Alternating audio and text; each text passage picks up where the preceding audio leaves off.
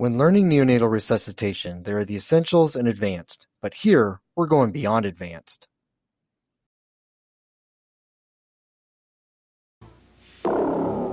This is drugs. This is your brain on drugs. Any questions? Well, I guess I do have some questions. Like, if I'm going to teach about the drugs to use in neonatal resuscitation, how can I best do that? There's really only 3 drugs to know.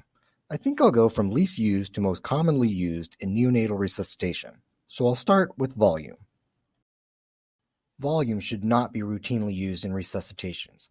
We only give volume when there is no response to ventilation, chest compressions, and epinephrine, and there are signs of shock or a history of acute blood loss. That's a big and. The volume dose is always 10 milliliters per kilogram and given over 5 to 10 minutes. The recommended solution is normal saline. If severe fetal anemia is suspected, then packed red blood cells can be considered. We have to be careful with our bolus, especially in our preterm babies less than 32 weeks. A volume bolus given under these conditions is associated with an increased risk of intracranial hemorrhage. That's why it's number 3 on the list and should be rarely used or needed. Next, we should talk about number 2 on the list. NRP estimates 1 in 1,000 newborns will need this medication, making it rare, but still more common than volume. It's everyone's favorite code drug, epinephrine. IV epinephrine is our preferred route. Endotracheal epinephrine is less effective, even if it is quicker to give. In animal studies, the epinephrine does get absorbed, so you might assume it would work, but it absorbs slowly with a later peak level, and the peak level, even using our highest endotracheal dose, is lower than intravenous. So the main point here is that if you give endotracheal epinephrine, don't delay giving IV epi the moment you have access if the heart rate is still below 60. There should only be one concentration of epinephrine used in neonatal resuscitation. NRP is emphasizing the milligrams per kilogram, so if you are used to milliliters per kilogram, your team better know which lingo you are using and all be on the same page. The dosing range is the same as in the past editions. However, new in 8th edition is the suggestion to start in the middle at 0.02 milligrams per kilogram. Why would we do that? Why would we start higher? You do realize that the low dose is the only code dose for epinephrine in PALS, and adult dosing is about the same or less per kilogram. Why do babies need more? The short answer is more water and a larger volume of distribution. To get the same plasma levels of epinephrine, we need higher doses. We also have human data that most babies did not achieve return of spontaneous circulation, ROSC, until 2 or more doses of epinephrine where the cumulative dose averaged 0.037 milligrams per kilogram. So the suggestion to start at a higher dose makes sense, and I would consider just starting at the high end. One other important change was to the IV flush volume, 3 milliliters normal saline flush. I know, some of you are worried that our 500-gram baby is getting a 6 milliliter per kilogram volume bolus. And didn't I just teach that volume boluses might be bad for premature babies? Well, this isn't a large volume bolus, and we have some pretty solid animal data that the higher flush volume produces a higher epi level in the blood and higher rates of ROSC.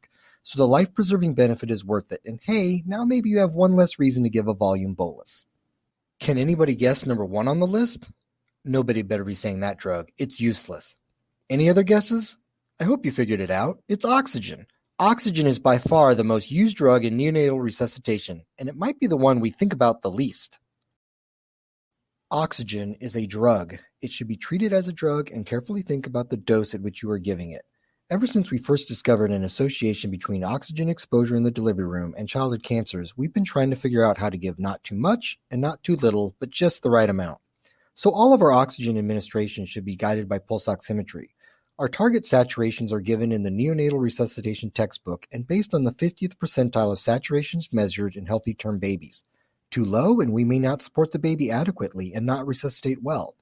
Too high and we may induce oxidative stress and DNA damage with subsequent long-term consequences. Finding the just right dose is really a 2-part question. What concentration should we start at and what should our saturation targets be? For the babies 35 weeks and greater, I think the advice to start at 21% and use the term baby 50th percentile targets is supported by the evidence. For the very preterm babies, it's not all that clear where we should start. In the Torpedo trial, as one example, preterm babies started at 21% oxygen and then titrated up came nowhere close to meeting the minute-specific saturation targets compared to those starting at 100%. During that period of time where their saturations were lower, they had lower heart rates, maybe suggesting they were not responding to resuscitation as well. I don't think 21% is the right starting point, but then how high should we start? Thankfully, many trials have shown us that starting at a lower concentration like 30% oxygen can be as effective as 60% or greater. More trials are ongoing comparing 30% to 60% oxygen, which will hopefully give us even more guidance. For now, 30% seems to be a good starting point. What about our target? Should premature babies really be held to the 50th percentile of healthy term babies? Well, hopefully a little understanding that our targets in the textbook are from term babies, and the 50th percentile at that might help you be a little less aggressive with your titrations. But honestly, we just really don't know the correct targets, so the best we have is the targets in the textbook. Who taught you how to do this stuff? You, all right? I learned it by watching you. Parents who use drugs have children who use drugs. Well, I certainly hope you learned something about drugs by watching me. I'm not really sure that makes you my children. I already have kids of my own. Say hi, kids. Hello! Let's recap. There are 3 drugs to know in neonatal resuscitation. 1. Oxygen. Oxygen is a drug, and careful thought should go into the dose you are giving. Term babies should start at 21% oxygen, and preterm babies from 21 to 30%. We are still uncertain about our very premature babies, but it's probably not 21% for them. 2. Epinephrine. IV is way more effective than endotracheal. The range is 0.01 to 0.03 milligrams per kilogram IV, but it's recommended to start on the higher end of the range. 3. Volume. Volume dosing has the big and is only given after not responding to resuscitation and you have a history of blood loss or shock. I hope you've enjoyed this video. Like and share below and follow me here on YouTube or on Twitter. Leave a comment below if you have another idea for a topic I can cover that goes beyond advanced in neonatal resuscitation.